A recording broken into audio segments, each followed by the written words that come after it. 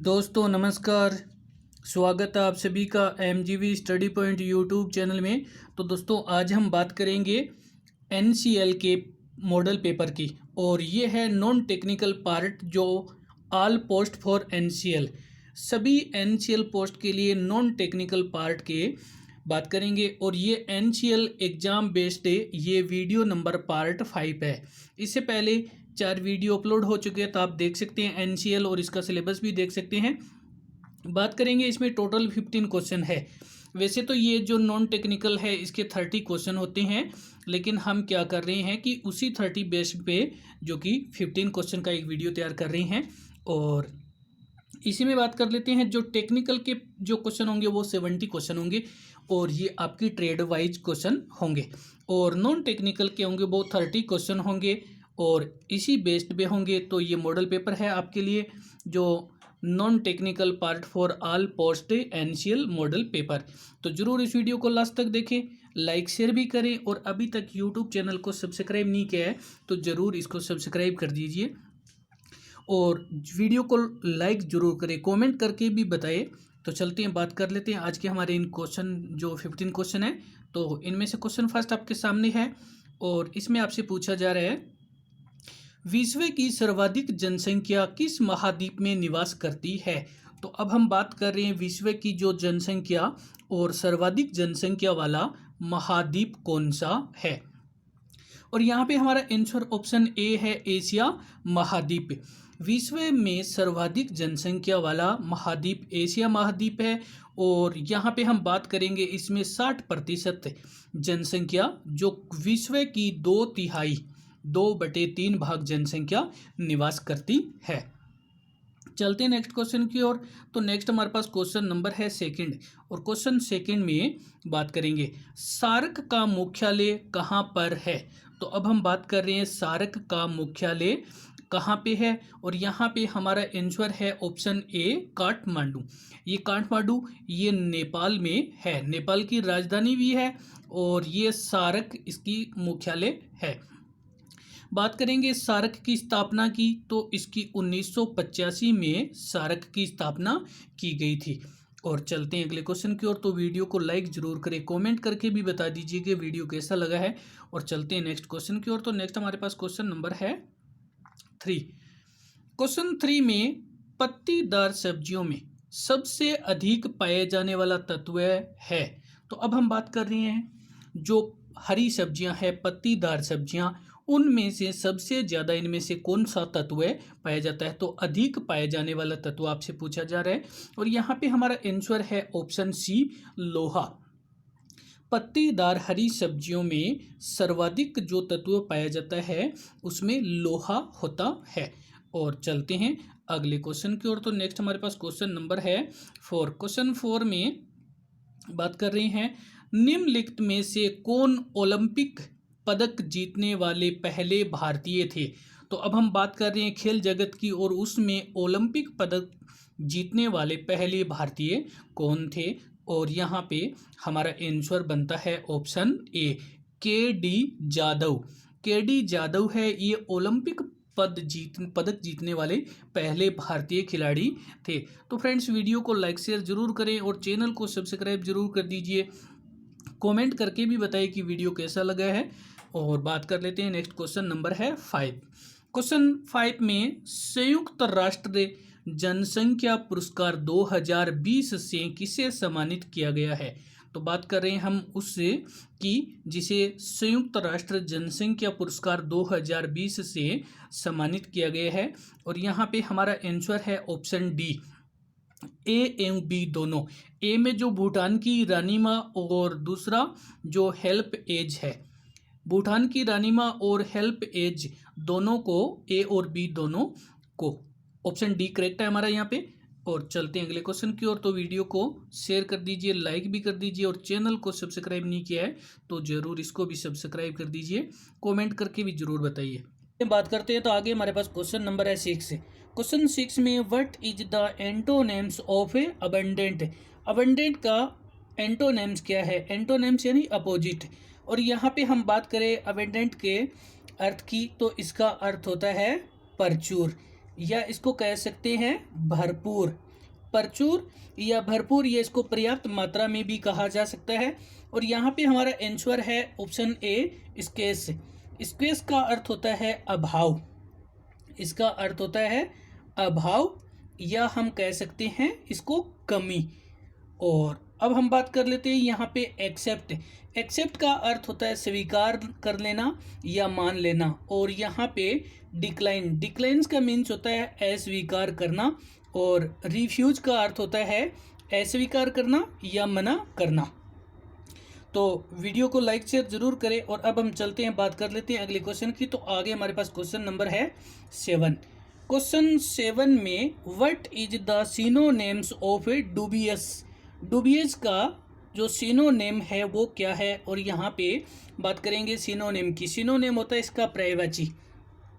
और यहाँ पे हमारा आंसर है ऑप्शन सी, डाउटफुल। जो डूबियस है इसका अगर हम अर्थ की बात करें तो संदेह है, या हम कह सकते हैं संदिग्ध। और जो डाउटफुल होता है इसका भी अर्थ होता है संदेह या संदिग्ध। और अब हम बात कर लेते हैं आगे, हमारे पास जो दे रखे हैं डोजियर। डोजियर का अर्थ होता है फाइल, या कह सकते हैं मिसिल। और फाइल इसको हम दायर या नथी भी कहा जाता है। और डल का जो अर्थ होता है नीरस। तो यहाँ पे हमारा आंसर है ऑप्शन सी, डाउटफुल। और चलते हैं अगले क्वेश्चन की ओर। तो नेक्स्ट हमारे पास क्वेश्चन नंबर है 8। क्वेश्चन 8 में निम्नलिखित में से असंभाव्य का पर्यायवाची कौन सा शब्द है।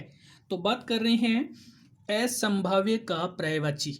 और यहाँ पे हमारा जो आंसर है वो आंसर है ऑप्शन सी, असंभव। असंभाव्य का जो पर्यायवाची है वो असंभव है। ऑप्शन सी करेक्ट है। और चलते हैं अगले क्वेश्चन की ओर। तो नेक्स्ट हमारे पास क्वेश्चन नंबर है 9। क्वेश्चन 9, निम्नलिखित में से अतुकांत का विलोम शब्द कौन सा है। तो आपसे पूछा जा रहा है अतुकांत। और अतुकांत का जो विलोम शब्द है, यहाँ पे हमारा आंसर ऑप्शन बी करेक्ट है, तुकांत। अतुकांत का बनता है ऑप्शन बी करेक्ट है, तुकांत, ये इसका विलोम शब्द है। और चलते हैं नेक्स्ट क्वेश्चन की ओर। तो नेक्स्ट हमारे पास क्वेश्चन नंबर है 10। क्वेश्चन 10 आपके सामने स्क्रीन पे है। और इसमें से आपसे पूछा जा रहा है कि कोई व्यापारी 250 रुपये की ग्राम की दर से चाय खरीदता है। यानी एक व्यापारी है वो 250 रुपये की ग्राम की दर से चाय खरीदता है। यानी 1 किलो चाय है वो 250 रुपये में खरीदता है। और 10 रुपये में प्रति, यहाँ पे हाँ ये 50 है। और वो 10 रुपये में क्या करता है, 50 ग्राम चाय बेचता है। ये यहाँ पे मिस प्रिंट है। तो वो क्या करता है, बेचता है। तो लाभ या हानि ज्ञात करें। अब आपको क्या करना है, लाभ या हानि ज्ञात करना है। और यहाँ पे हमारा जो ये है 50 ग्राम। अब सबसे पहले तो हम ये देखेंगे कि चाय का क्रय मूल्य। तो यहाँ पे हम इसको सोल्व करते हैं। सबसे पहले तो हमारे पास यहाँ है कि चाय का क्रय मूल्य बराबर 250 रुपये। चाय का जो क्रय मूल्य है वो 250 रुपये किलो, 250 रुपये है। और अब हम बात करेंगे चाय का विक्रय मूल्य। चाय का विक्रय मूल्य है वो 10 रुपये, और ये प्रति 50 ग्राम है। 10 रुपये है वो प्रति 50 ग्राम है। और अब हम बात करेंगे कि जो 1 किलो चाय है, यानी 1 किलो चाय का विक्रय मूल्य क्या होगा। क्योंकि वो पहले तो 10 रुपये 50 ग्राम चाय की है। तो ये हो जाएगा 10/50 और इंटू में हो जाएगा 1000, यानी ये किलोग्राम से। और 1 0 से 1 0 कट कर दिया, और इस 5 से करेंगे तो ये हो जाएगा, और ये 200। तो अब वो क्या करेगा कि ये 200 रुपये की ग्राम वो बेचेगा। क्योंकि अगर 10 रुपये की 50 ग्राम चाय बेचता है तो 100 ग्राम चाय के हो गए 20 रुपये, और 20 रुपये से 1 किलो चाय के बनते हैं 200 रुपये, जबकि 250 रुपये में उसने चाय को खरीदी है। तो अब उसे हानि हो रही है। तो हानि बराबर में तो हानि बराबर में यहाँ पे एक तो उसका क्रय मूल्य कितना है और माइनस उसका विक्रय मूल्य कितना है। क्रय मूल्य उसका 250 है और विक्रय मूल्य यानी 200 में उसने बेची है, तो उसे जो हानि प्राप्त हो रही है वो 50 रुपये की हो रही है। अब हानि उसको 50 रुपये की हो रही है, तो हमें क्या करना है कि हानि प्रतिशत ज्ञात करना है। हानि प्रतिशत बराबर में जो हानि हो रही है उसको तो हम ऊपर लिखेंगे और जो क्रय मूल्य है उसको लिखेंगे और गुणा में 100 जो को प्रतिशत के लिए हो जाएगा। तो अब हानि कितनी हो रही है? हानि हो रही है 50 रुपये की, क्योंकि 250 में खरीद करके वो 200 में बेचता है। क्रय मूल्य कितना था? 250 का और गुणा 100। इस 10 से 10 को कट कर दिया और इसको कट किया तो ये हो गया हमारे पास 5 5 5 25 और इस 5 से इस 100 को कट करेंगे तो ये हमारे पास हो गया 20 और ये प्रतिशत है। अब उसे 20 और चलते हैं देखते हैं। तो यहाँ पे हमारे पास 20% हानि है, वो कौन से ऑप्शन में दे रखी है? हमारा आंसर है यहाँ पे ऑप्शन डी, 20% हानि कि 250 रुपये में वो 1 किलो चाय खरीदता है और 200 में बेचता है, तो 50 रुपये की हानि और कुल मिलाकर के अगर प्रतिशत पूछा जाए तो 20% की हानि होती है। ऑप्शन डी करेक्ट है। चलते हैं अगले क्वेश्चन की ओर। तो नेक्स्ट हमारे पास क्वेश्चन नंबर है 11। क्वेश्चन नंबर 11 में आपसे पूछा जा रहा है, क्वेश्चन 11, पी क्यू और आर का भाई है। पी है वो क्यू और आर का भाई है, एस आर की माँ है और टी पी का पिता है। तो निम्नलिखित में से कौन सा कथन सत्य नहीं है? आपको जो कथन जो ऑप्शन गलत है वो गलत ऑप्शन निकालना है। तो चलिए पहले तो हम देख लेते हैं। इसमें सबसे पहले आपको ये कहा है कि ये पी क्यू और आर का ये हो गए भाई, ये तीनों भाई हो गए। आगे आपको ये कहा जा रहा है कि एस आर की माँ है, एस आर की माँ, तो यहाँ पे हम लिख देंगे एस और ये है माँ, ये एस है, ये आर की माँ है। आर की माँ है तो ये तीनों की ही माँ हो जाएगी। चलते हैं आगे और बात कर लेते हैं। टी पी का पिता है तो यहाँ पे हम लिख देंगे टी और ये पी का पिता है, ये टी का पिता है। तो यहाँ पे देखिए सबसे बड़ी बात है कि आर एस की माँ है तो पी क्यू आर की माँ हो गई और टी पी का पिता है तो पी क्यू आर तीनों के पिता हो गए।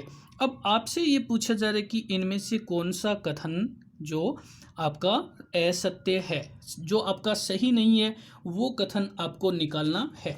तो देखिए ये तो दोनों बन गए विवाहित जोड़े, क्योंकि एस पत्नी है और टी उसका पति है, तो ये हो गया युगल, कह सकते हैं इसको युगल कह दें या विवाहित जोड़ा कह दें, क्योंकि टी और एस क्या है? पति पत्नी है। पी क्यू आर तीनों भाई है और टी है इनका सभी का पिता है और एस इन सभी की माँ है। तो अब आपको यहाँ पे ऑप्शन नंबर दे रखा है, ये आपका ऑप्शन बी वाला जो इनकरेक्ट है, क्योंकि ऑप्शन ए में आपको दे रखा है टी है वो क्यू का पिता है, बिल्कुल करेक्ट है आपका, ये सही है कि टी है वो पी क्यू आर तीनों का पिता है तो क्यू का वो पिता है। ऑप्शन बी में दे रखा है क्यू टी का पति है। देखिए ये बात यहाँ पे गलत बता रहा है कि क्यू है वो टी का पति नहीं है, जबकि क्या है? वो पुत्र है, क्यू टी का पुत्र या बेटा है। ऑप्शन सी में बता रखा है एस पी की माँ है, एस है वो पी की माँ है, क्योंकि जब आर की माँ है तो वो पी और क्यू आर तीनों की माँ है। और आगे आपको डी में कहा है कि एस टी का पति है, बिल्कुल सही है। एस जो आपको ये कहा जा रहा है कि टी एस का पति है, तो बिल्कुल ये जो टी है वो एस का पति है। तो यहाँ पे हमारा आंसर है वो करेक्ट बनेगा बी वाला, क्योंकि ये हमारा आंसर बी है और ये असत्य है, ये सत्य नहीं है। चलते हैं अगले क्वेश्चन की बात कर लेते हैं। तो नेक्स्ट हमारे पास क्वेश्चन नंबर है 12।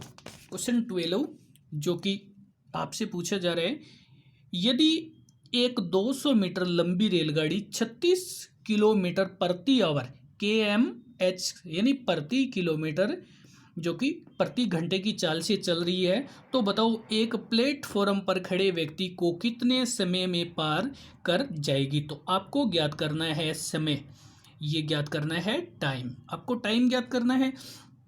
तो सबसे पहले तो हम देखेंगे कि आपको बता रहा है कि रेलगाड़ी की लंबाई है वो 200 मीटर है और उसकी चाल कितनी है, 36 किलोमीटर प्रति घंटे है। तो देखिए यहाँ पे आप ये मत समझिए कि दूरी नहीं दे रखी है, ये जो रेलगाड़ी की दूरी है वही कुल दूरी होगी। तो यहाँ पे हम कहेंगे कि दूरी बराबर में होगी रेलगाड़ी की लंबाई, दूरी बराबर में रेलगाड़ी की लंबाई, और ये हमारे पास है 200 मीटर, 200 मीटर है।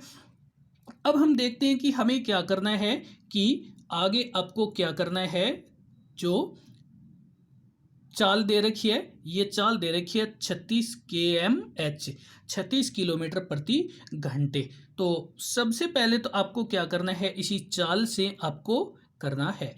तो चाल बराबर 36 इंटू 5/18, 36 इंटू 5/18, क्योंकि ऑप्शन आपके जो सेकंड और मीटर सेकंड में दूरी जो आपकी ये है लंबाई, ये दूरी मीटर में दे रखी है और आंसर सेकंड में, मीटर सेकंड में, तो आपको 5 इंटू 18 को उस चाल से गुणा करना पड़ेगा। और इसको कट करेंगे तो 18 दुए 36 और 5 दुए 10, ये आपकी दूरी आ गई 10 मीटर प्रति सेकंड, ये 10 मीटर प्रति सेकंड आ गई।